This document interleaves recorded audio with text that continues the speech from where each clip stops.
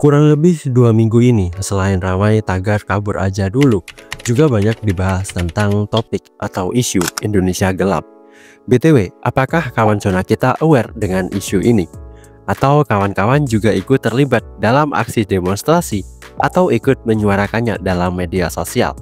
Jika begitu, selamat.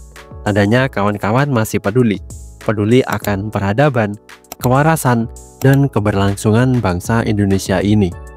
Nah, tapi apakah kawan-kawan tahu kenapa isu Indonesia gelap ini muncul?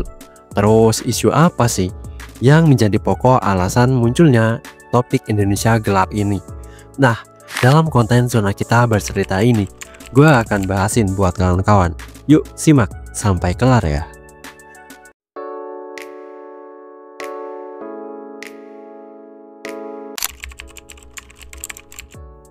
Pada tanggal 17 Februari 2025, tagar Indonesia Gelap sempat menjadi trending di media sosial X.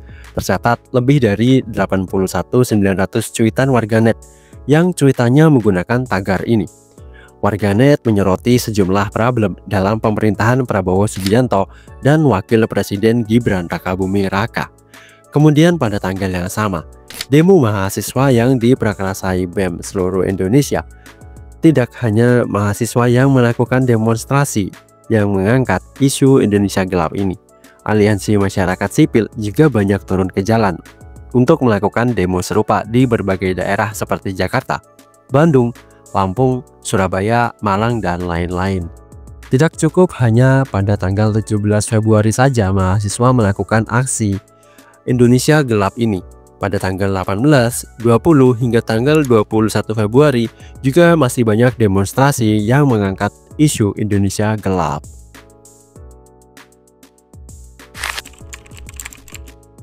Ada pepatah berkata, tidak akan ada asap jika tidak ada api.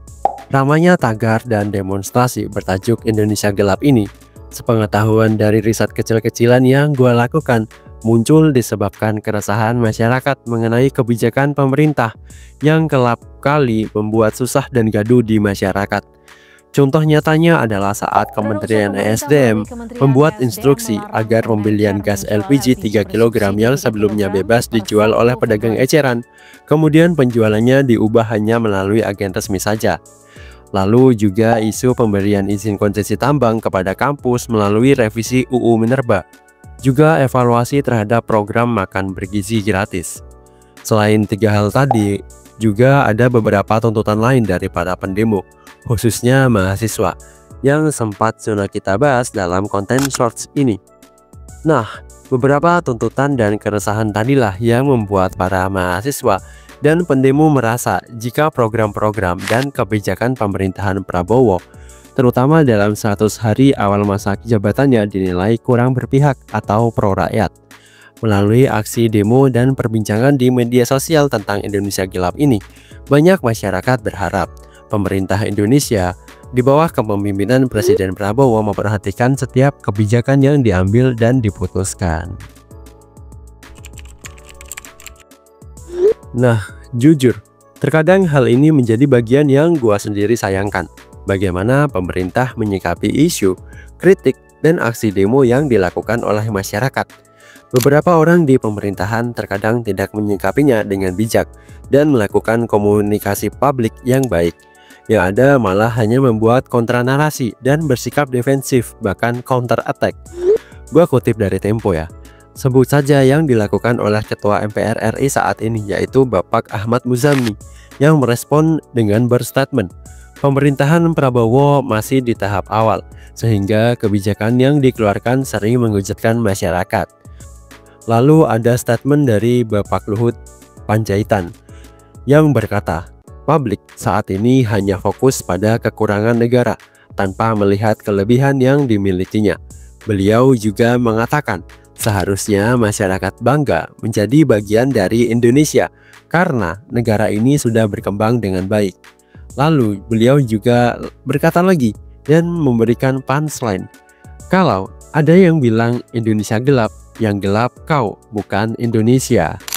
Ya begitulah macam-macam statement pejabat pemerintahan terkait demo dan isu Indonesia gelap ini. Gua sendiri kadang mau legowo, tapi kok malah dibikin kesel ya. Tapi kawan-kawan kesel juga nggak sih dengan statement seperti itu?